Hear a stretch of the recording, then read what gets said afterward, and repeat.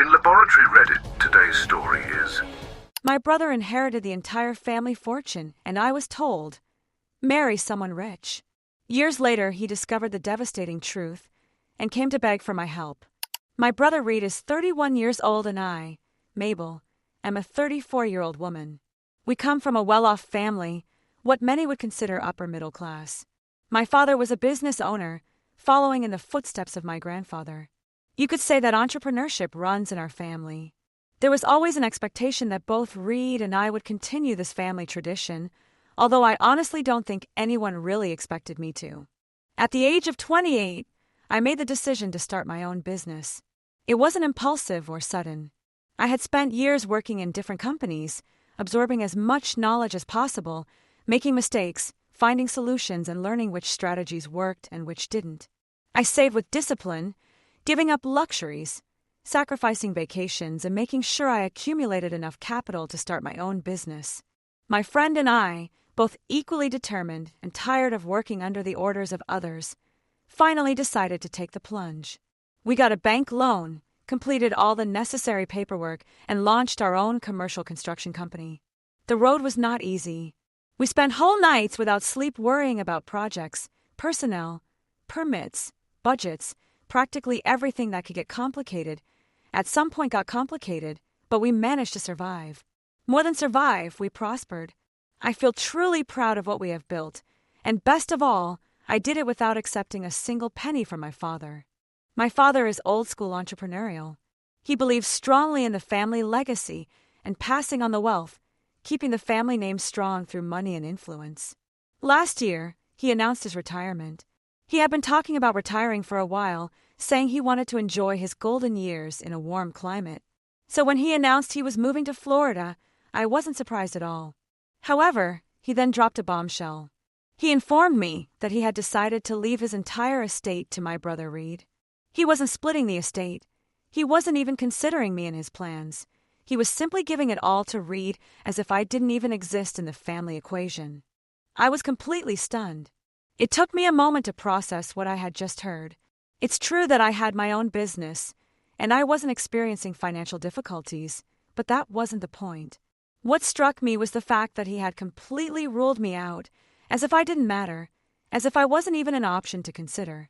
I asked him why he had made that decision. I needed to understand his reasoning, and his answer was, "You have time to marry someone wealthy. You should do that." In fact, I laughed because I thought he was joking. I imagined that maybe he was just trying to provoke me, to see how I would react. But no, he was completely serious.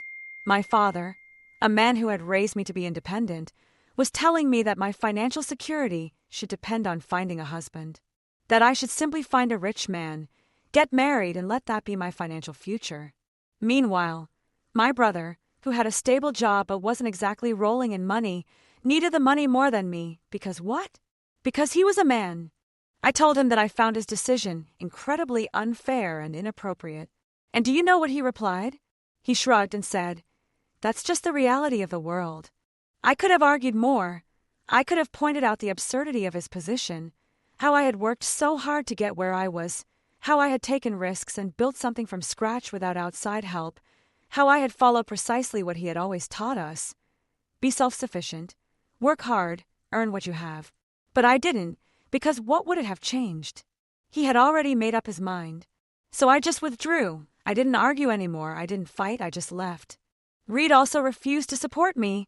Not that I expected him to fight for me or anything like that, but it would have been comforting to at least feel that he recognized that the whole situation was unfair. Instead, he simply acted as if it were none of his business. He received the inheritance, and that was it. It was Dad's decision, after all. But what Reed didn't know was that the supposed inheritance he was so excited about wasn't exactly what he imagined. A few years ago, I had helped out with some accounting work for my father's company, handling small tasks here and there. I'm not a professional accountant or anything, but I'm organized and Dad needed someone he could trust. As I went over the numbers, I noticed something worrying. Dad's wealth was not safeguarded in secure savings accounts or stable investments. He was involved in all kinds of risky ventures, many of which seemed dubious. Dad had always had a certain propensity for taking risks with money. He loved chasing big opportunities, the ones that promised extraordinary returns if you had the patience to wait. Real estate deals that never seemed to materialize, startups with no real plans, even cryptocurrencies. He got deeply involved in cryptocurrencies for a while, investing money as if he were a tech expert, while ignoring all the warning signs. At the time, I told myself it wasn't my problem. If he wanted to risk his money, that was his decision, but in the back of my mind I knew that if Reed ever received that inheritance, he would be in for a nasty surprise. Sure enough, about a year later, Reed showed up on my doorstep practically begging for my help. Over the last year, he had been making promises based on the assumption that he was about to receive a fortune. He had started his own business which, to be honest, didn't seem very well planned. He had also taken out loans, not only from conventional banks, but also from private lenders and even from people who, let's say, are not exactly understanding when it comes to repayments. He had built his entire financial future on the belief that once Dad handed over the inheritance, he would be able to pay off all his debts. And then, when the moment of truth finally arrived, Dad told him exactly what I had anticipated. The money wasn't really available. It was invested in projects that would supposedly bear fruit, eventually. That was the word he used. Eventually. No specific deadlines, no guarantees, just vague promises that the investments would work out someday. Reed was completely baffled. He had assumed that this money was available immediately, that he would be handed a check or given access to a trust fund or something similar. Instead, he discovered too late that what he had really inherited was a financial problem, an unpredictable and unstable collection of investments that might never materialize. He was now committed to a significant amount of money, and his creditors wanted to recover their investment, and urgently. So he came to me. I could sense his desperation from the moment I saw him. He looked exhausted, as if he hadn't slept in days, and he displayed that nervous energy characteristic of someone who knows they have made a serious mistake but doesn't want to admit the magnitude of the problem. He tried to hide it at first, asking me about my business, starting trivial conversations as if we were simply catching up. But it wasn't long before he revealed the real reason for his visit. He needed money. He didn't say it directly at first, but it was obvious. He started by commenting on how well my company was doing, how he had always been smart with finances, how proud he was of what I had built. He was preparing the ground, trying to predispose me favorably before making his request. But I knew exactly what was coming. Finally, he got to the point. He needed a loan, and not a small one. He needed enough to cover the debts he had accumulated over the last year, and, from the way he explained it, it was a considerable amount. I sat listening to him carefully. The only thing on my mind was that none of this was my responsibility. I had worked hard for every penny I had. I had spent years building my business from scratch, making significant sacrifices in the process.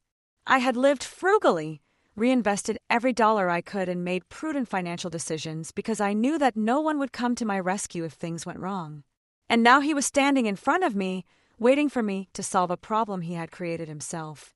The most frustrating thing was that he had never supported me when Dad decided to give him the entire inheritance. When it was suggested to me that I should marry someone wealthy instead of waiting for an inheritance, he simply stood by and let it happen. He never questioned whether it was fair, never considered whether I deserved better treatment. But now that he was facing difficulties, he suddenly wanted to act as if we were in this situation together. I wondered what would have happened if the roles had been reversed. If I had been the one struggling financially, and he had been the one with resources, would he have helped me? The answer was obvious. He wouldn't have. So I said no. He didn't take it well. He tried to make me feel guilty, arguing that the family should support each other, that he would do the same for me. He even showed some irritation, as if I owed him something simply because we were brothers. But I stood my ground. I wasn't going to fix the mess he had made.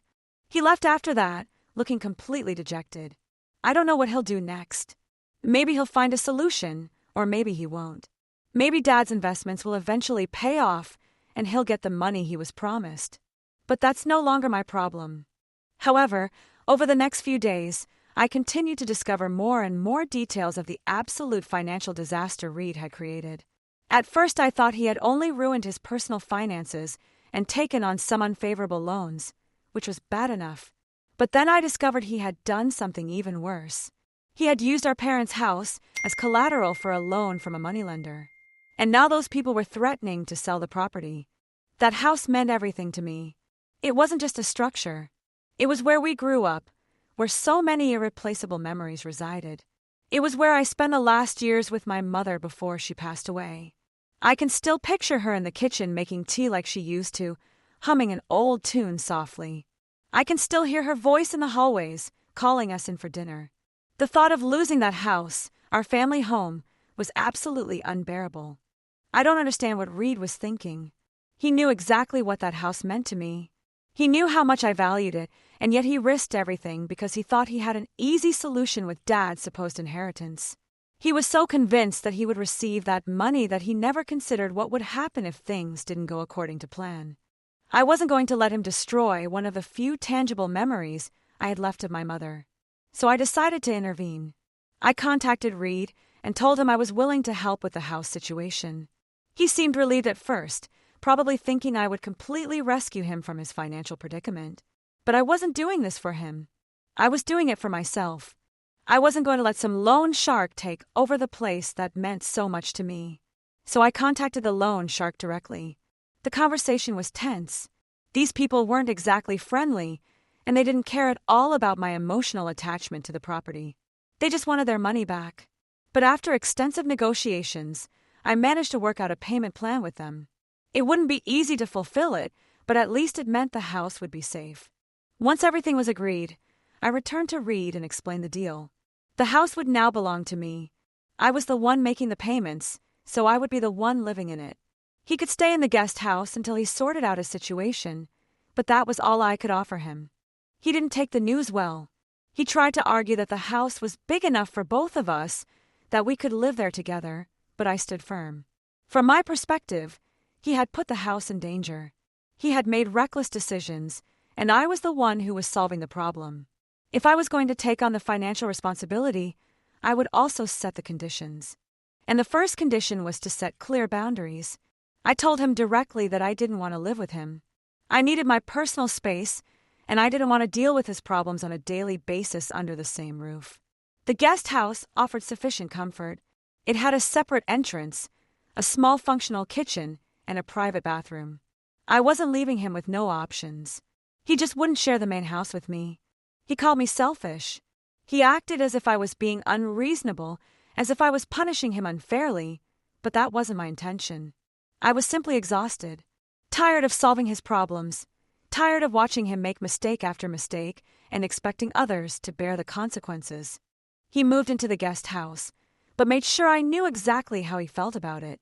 At every possible opportunity, he would hurl negative comments at me. He called me selfish and insensitive more times than I could remember. If I crossed paths with him outside, he would make some nasty comment about how I enjoyed my little kingdom, while he remained relegated to the background like an unwanted guest.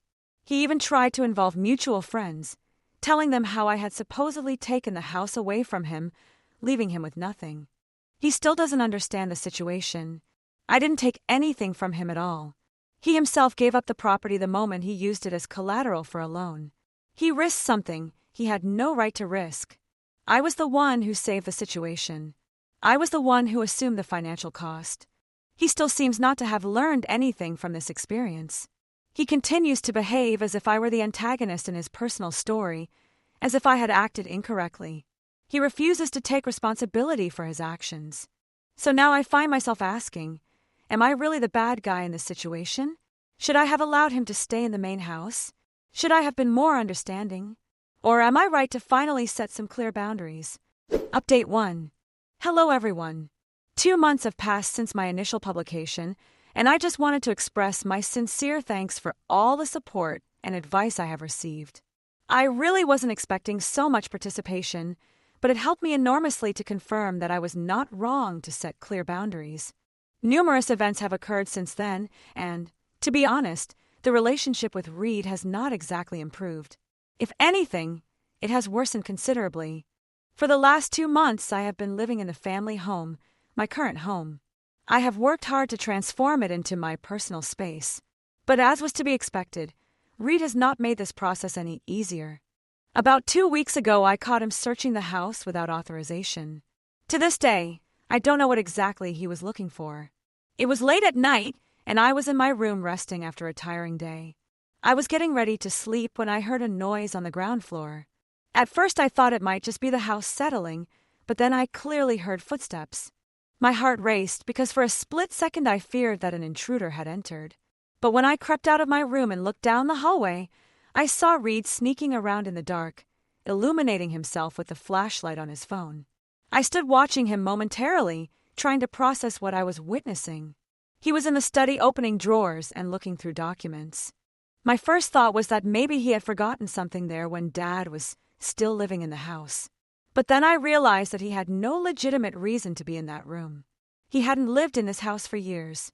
So I switched on the lights and exclaimed, "What are you doing here?" From the way he jumped, it was clear that I had caught him red-handed.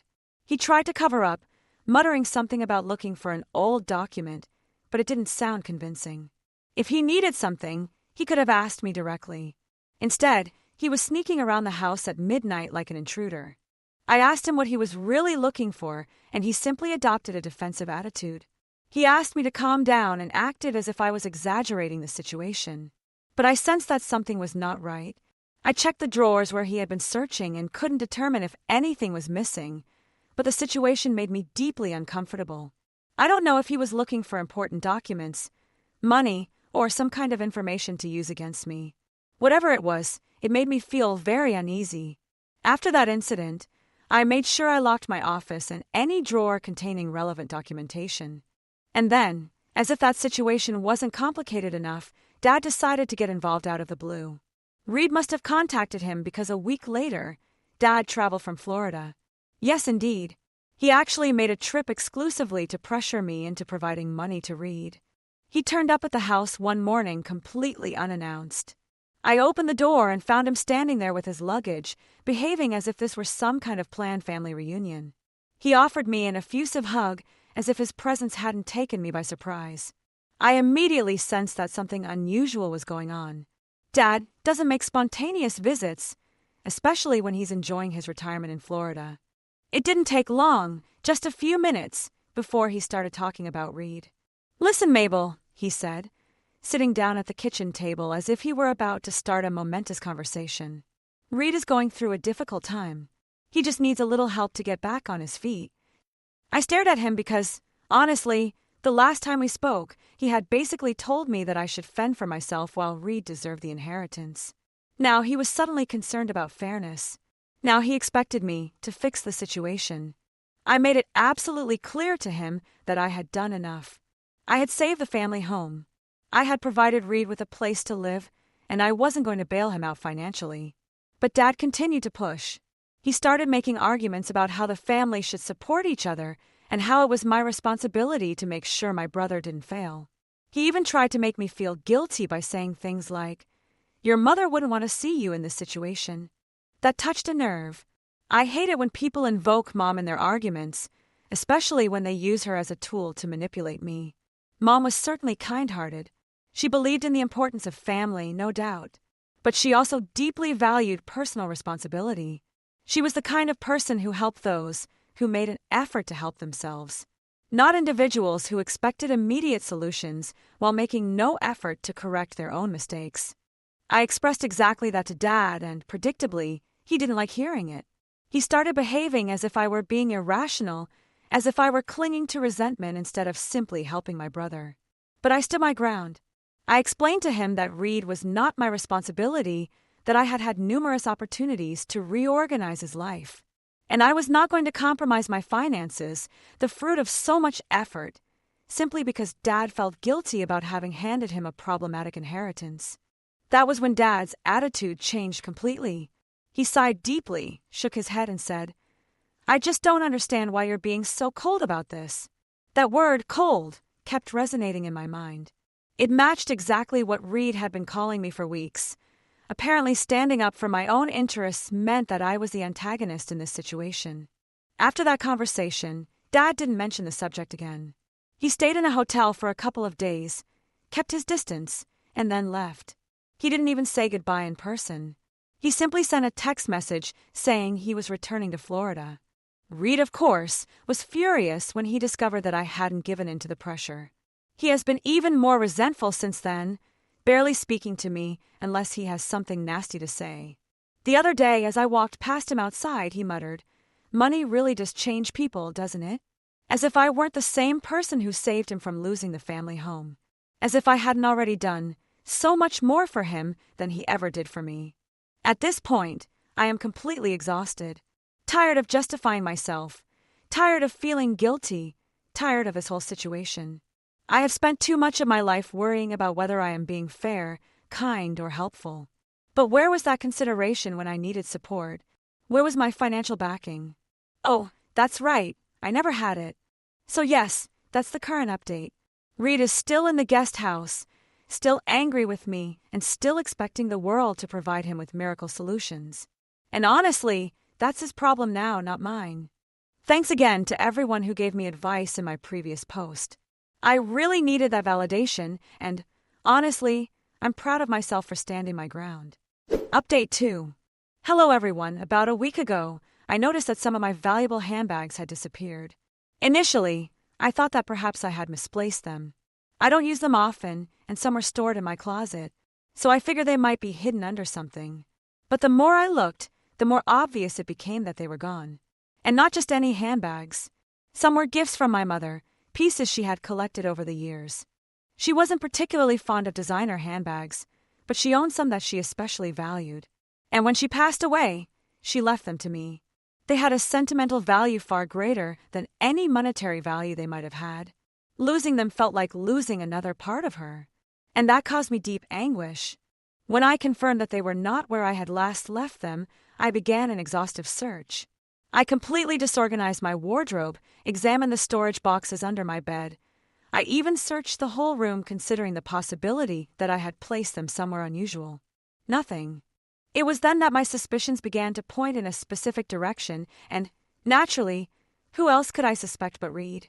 I didn't want to make any rash accusations, but let's face it, he was the only other person residing on the property. And considering his track record of questionable decisions, it wasn't far-fetched to think that he could have taken them. So I went to the guest house and knocked on his door. When he opened it, I asked him directly if he knew anything about my missing bags. And predictably, he acted completely surprised. He feigned bewilderment, giving me that clearly artificial confused look as if he was completely unaware of the issue. He even had the audacity to reply, "Why would I take your bags? What would I do with them?" I wasn't convinced at all. I watched his facial expressions closely and could tell that something wasn't adding up. He avoided direct eye contact. His tone of voice sounded overly casual, as if he were trying too hard to appear innocent. I didn't press him immediately, because I knew that if he had indeed taken them, he wouldn't admit it easily. So I simply said to him, "Well, if you see them at any point, let me know." And I left, but mentally I was already formulating a plan of action. Later that night, when Reed was absent, I decided to inspect his guest house. I had a hunch that if he had stolen the handbags, they would be stashed somewhere in the place. I checked his wardrobe, under his bed. I even examined the bathroom cabinets, considering the possibility that he had been careless enough to hide them in plain sight. But I found nothing revealing. For a moment, I began to question my own suspicions. Maybe he really had misplaced them. Maybe I was being too harsh in my judgments. But then I noticed his laptop on the desk. Some people might consider checking his laptop an invasion of privacy, but at this point, I honestly didn't care. If he was stealing from me, I had every right to find out. This individual hadn't even set up a password. I accessed his browsing history, and in a matter of seconds I had all the evidence I needed. He had searched for things like, how much is a Chanel handbag worth, how to sell used designer handbags, and even best places to sell handbags quickly. My pulse quickened as I continued to explore, and then I discovered it. Her personal eBay page. And there, perfectly visible, were my mother's handbags for sale. I felt physically sick. Not only had she stolen from me, but she was also selling my mother's belongings, things that really had an emotional value for me. I was so outraged that I needed to get out of there just to breathe deeply. If he had been in front of me at that precise moment, I probably would have completely lost control. I took photographs of all the evidence, his search history, the eBay ads, Absolutely everything. I needed documentation in case he tried to evade responsibility. Then I waited patiently. A few hours later, Reed finally returned. As soon as he walked through the door, I confronted him directly. I didn't even give him a chance to speak. I held up my phone, showing him the screenshots, and demanded, "Explain this." The color drained from his face. He stammered for a second, trying to come up with some kind of excuse, but I cut him off immediately. I made it clear that I had no interest in listening to whatever unconvincing lie he was about to make up. I informed him that he had only one option: to leave the following morning, or I would call the police. He tried to justify himself by saying that he was only trying to earn some extra money and that he planned to inform me eventually. He even had the audacity to state, "I was going to share some of the money with you," as if that could improve the situation. I ordered him to keep quiet. I was completely exhausted, tired of his lies, tired of his excuses, tired of his presence. I reiterated my ultimatum: leave before dawn or face a police report. He must have sensed from my expression that I wasn't making an empty threat, because he didn't continue arguing after that. He simply stormed off, muttering unintelligible words, slamming the door violently behind him. The next morning I woke up early, partly expecting to find him still there, refusing to leave, but to my surprise, he had definitely left. I have spent too much of my life trying to make up for his mistakes, striving to be the most mature and responsible person, but that chapter is over. Update 3. Greetings to all. It has been approximately 6 months since my last update, and, honestly, I thought this matter was finally over. But evidently, life had other plans. Reed has apparently managed to elude the loan sharks, which is both surprising and predictable. I had received no information about him for months. No messages, no phone calls, no casual comments from distant relatives. Absolutely nothing. The only reason I got any news was because one of his creditors turned up at my house. He identified himself and explained that he had been trying to contact Reed for a considerable period of time, but Reed had basically disappeared completely. He wasn't answering calls, he was ignoring messages, he had cut off all communication. So now, for some incomprehensible reason, this individual assumed that I might know his whereabouts. I told him directly, "I have no idea where Reed is, and I have no intention of finding out." He seemed to doubt my sincerity, but there wasn't much I could do about it. I wasn't going to start a search for my brother just to make it easier for this man to locate him. So finally the loan shark left. Even after all the damage Reed had caused, I experienced some concern, not because I felt sorry for him, but because disappearing like that, that's not usual, even considering his personality. So I decided to contact Dad. All he revealed was that he knew Reed was safe, but nothing more. No additional details, no explanations, minimal information. Just he's safe. That was all I needed to know. Because finally, Reed is no longer my responsibility. He made his own decisions, destroyed all the relationships he had built, and now he must face the consequences of his actions.